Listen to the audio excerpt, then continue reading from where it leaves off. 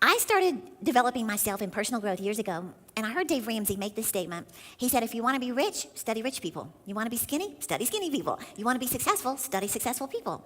So I do. I study a lot of successful people, and I was reading a book by a very successful doctor who's written many books. His name is Dr. Seuss. And this is about my level. And he made this statement. He said, you have brains in your head and feet in your shoes. You can steer yourself any direction you choose. You're on your own, and you know what you know, and you're the one who will decide where to go.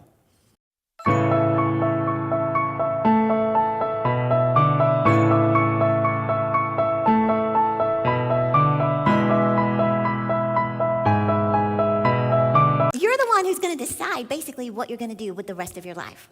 So I like to teach people how to awaken their dreams, and it's not just like a cute little message I thought I'd come up with. I want to tell you why it's so important that you have a dream, that you have a vision for your life.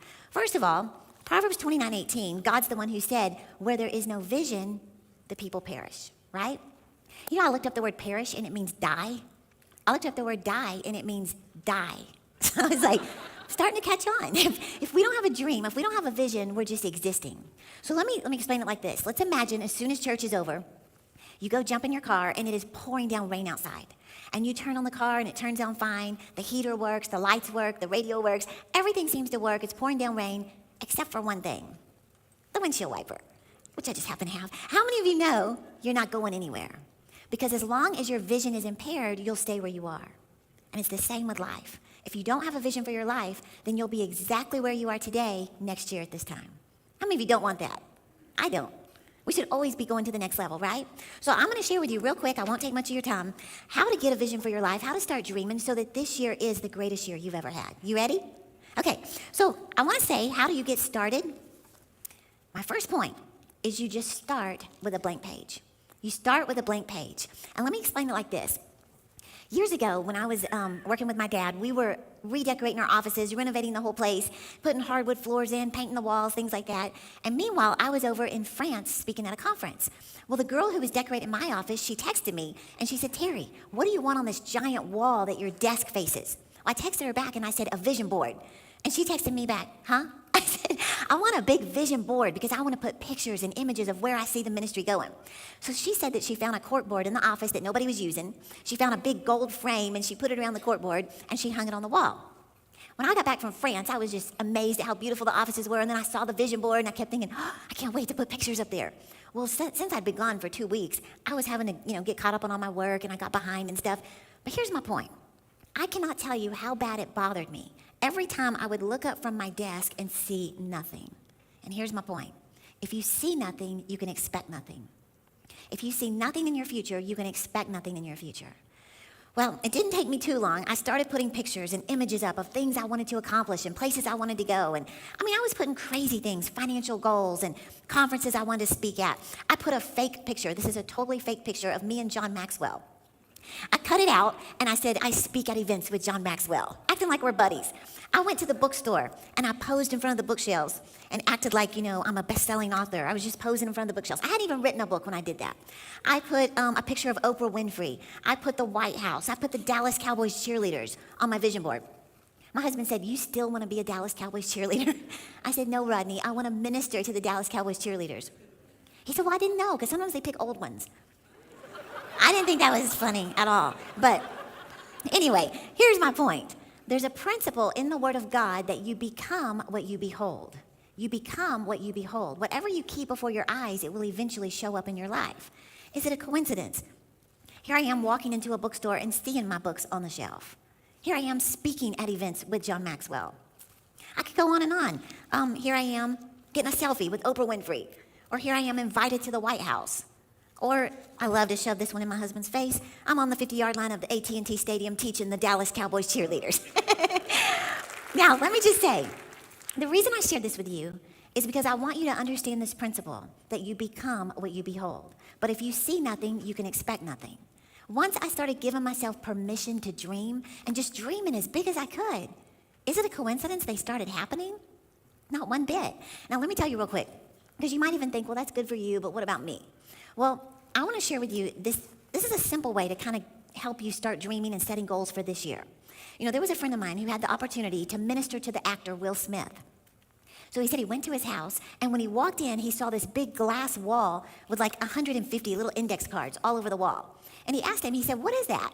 And Will said, "That's my next movie I'm working on." He said, "Those are all my different scenes, and I just move them around until I get them the way I want them."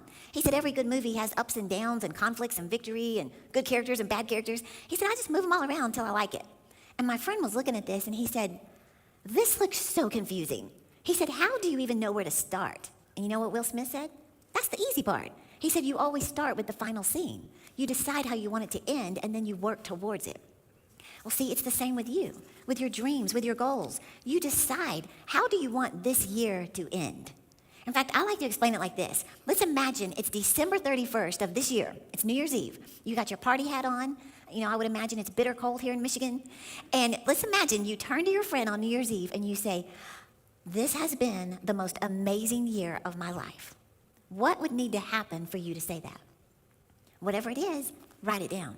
Does that mean you paid off that MasterCard $7,456.12?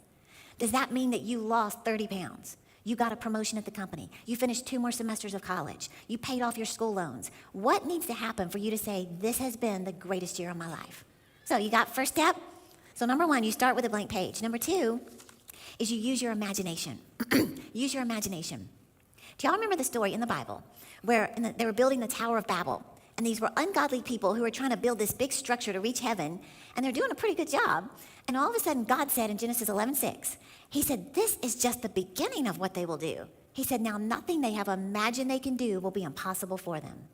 Nothing you have imagined you can do will be impossible for you, but you have to imagine it, right? You know, you've probably heard this story about Disney World. You know, I got all kinds of toys up here in my briefcase. You never know what's going to come out. But have you heard the story of Disney World when they had their grand opening in Orlando, Florida? Did you know that Walt Disney wasn't even alive when Disney World opened? He'd already passed away. And they had this big ceremony, all these people in attendance. It's the grand opening of Disney World. And the MC is standing on the stage, and he pointed to Miss Disney, who was sitting out in the crowd. He said, "Miss Disney, don't you just wish that Walt could have seen all this?" They said she stood up, and she said, "He did." Well, where did he see it? In his imagination, right? He saw everything in here before it ever showed up out here. Well, you have to do the same thing. You have to imagine yourself. You know, I told the first service, you have to imagine yourself walking across the stage with your cap and gown, getting your degree. You got to see it on the inside. Those of you who are believing for a baby, you have to imagine yourself pregnant. Imagine yourself walking down the aisle getting married. Imagine yourself standing on the scale and liking the number you see. I like that one, don't you? You got to imagine, you know, logging into your bank account and you see $5,000, $10,000 in your savings account that you don't even need. That's just emergency money set aside. Can you imagine that? If you can't imagine it, you'll never have it. So God is the one who gave us this ability to dream, to think, and to imagine. In fact, Albert Einstein said, your imagination is everything. He said it's simply a preview of life's coming attractions. So you think about when you go to the movies and you watch a preview. You don't see the whole film, you just see a preview of something that's about to happen, right? Well, see, that's what happens when you sit with God and you just imagine what would be the greatest year of my life. Okay, ready for my next point? Number 3 is you got to put pen to paper. I brought my Texas size pencil so you won't forget this. So you have to put pen to paper, and let me say, this right here is one of the single most important keys to success, right here, is grab a pen and paper and write your dreams and goals. You know, it's been proven that if you will write your dreams and goals, don't leave them in your head, your chance of success increases by 44% just by the fact that you do this. And what's amazing to me, every successful person I've studied, every successful person I know, they do this. Beyonce does this, Jim Carrey does it, Justin Timberlake, Lady Gaga, what's the MMA fighter, Conor McGregor does it. I mean, I could go down the list of successful people who do this, but it all came from God's word. God's the one who said in Habakkuk 2:2, write the vision, make it plain on paper. Why? So you can run towards it. So this is called the power of the pen, right? I shared this with the first service, how some of you, have you heard of this guy named John the Bones Jones? Some of you men may have heard of him. Back in 2009 and 2010, he would sign his name as the UFC champion in 2011. Like he would sign his name as the champion in the future. And people would say to him, how do you have the audacity to sign your name as the champion in the future? You know what he said? Every time I write it, I believe it even more. Well, do you know John the Bones Jones became the youngest champion in UFC history in May of 2011? Write the vision, make it plain, right? In fact, let me share with you real quick. There was a professor at Virginia Tech named Dr. David Cole, and he did research on successful people and goal setting. And he said he just walked up to random people on the street and he just asked them one question. He said, what are your goals for life? What are your goals? He said 80% of the people he asked said, I don't know, I don't have any goals. So think of 80% of people walking around with no goals, no vision. What did Proverbs say? Where there is no vision, people are perishing. He said 16% said, I have some goals, but I've never written them down. 3% said, I've written my goals at some point, but I don't know where they are. 1% said, I have goals, I've written them down, and I review them on a consistent basis. He said, do you know who the 1% are? Millionaires. And he said, the clues these millionaires gave us, number 1, I have goals. Number 2, I take the time to write them down. I don't leave them in my head. And number 3, I'm constantly looking at them. We can do this, can't we? So when I started learning these things, like Jim Carrey did this, and it worked, how much more should it work for me as a believer if I actually do what God said to do? Write the vision, make it plain. So that's my next point. Here's the next thing I want to share with you about this, is you need to express your dreams in pictures. Express your dreams in pictures. Did you notice that I have pictures in here? The reason why is because your mind thinks in pictures, it doesn't think in words. So if I say the word dress, you're not picturing D-R-E-S-S. You imagine a dress. If I say a white dress with a big yellow belt and little pink flowers, I think it sounds amazing, but that's not my point. My point is that every word that I add, it paints a clearer picture, right? Well, see, when you add pictures to your dreams and goals, it causes your faith to go to a whole new level. But even scientifically, they've proven that it causes your subconscious mind to think that it's real. Your mind thinks nothing more than that's reality, so make it happen. Isn't that amazing? So I was telling the service earlier how when I was just learning this, because for years of my life I was just existing, I was in a rut, I was living paycheck to paycheck, I had no money in my savings account, my house was a mess, I was a mess, I had no vision for my life, and all of a sudden I started learning what I'm sharing with you today. And I went in my little guest bedroom and just started giving myself permission to dream. And my dreams started getting bigger and bigger. First, it was like pay off the credit card, get the house cleaned up, pay off, I just started dreaming and setting goals. Well, then as I started growing and my dreams started happening, I started dreaming bigger. So one day, I was talking to Isaiah here, who works with me, and I said, God put it in my heart to start a women's conference in the Dallas-Fort Worth area and call it Icing. And when I was sitting in a conference like this, I just heard the word icing, and I thought, dear God, I'm hungry. But then the Lord told me, no, that's the name of the conference. And I thought, what does icing mean? So I looked up the word icing. Icing means something added to something good to make it even better. Like the cake is good, but the icing makes it better. So I realized God was teaching me that it's one thing to have a dream for your life, but when you discover God's plan for your life, that's the icing on the cake. So I told Isaiah, I said, my vision is to minister to thousands of people in an arena.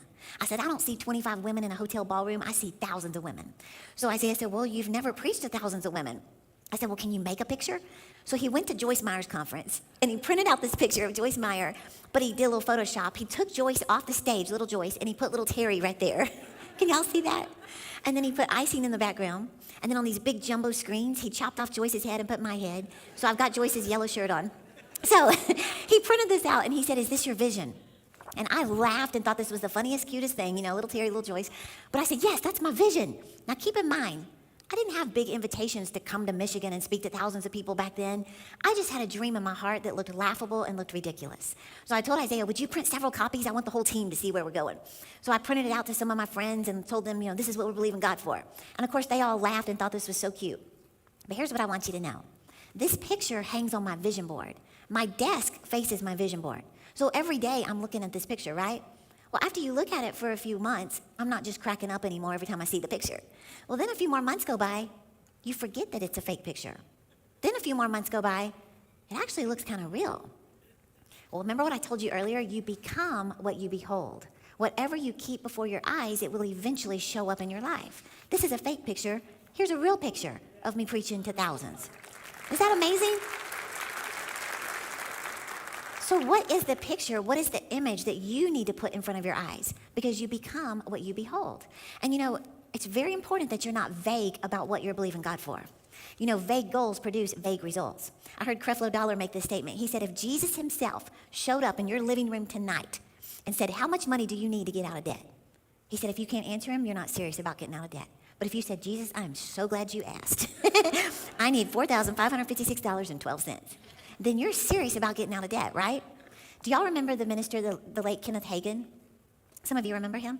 He said that years ago he would see people praying at the altar, and he would gently tap them on the shoulder, and he'd say, sweetheart, what are you praying for? What are you praying about? And he said so many times he'd hear people say, Oh, nothing in particular. He'd say, then that's exactly what you're going to get. Nothing in particular.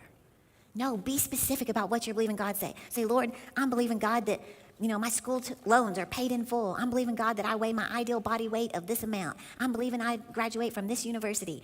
So you have to imagine it. I believe I'm the #1 realtor in my city. I believe that I have $12,000 in my savings account. So be very specific about what you're believing God for.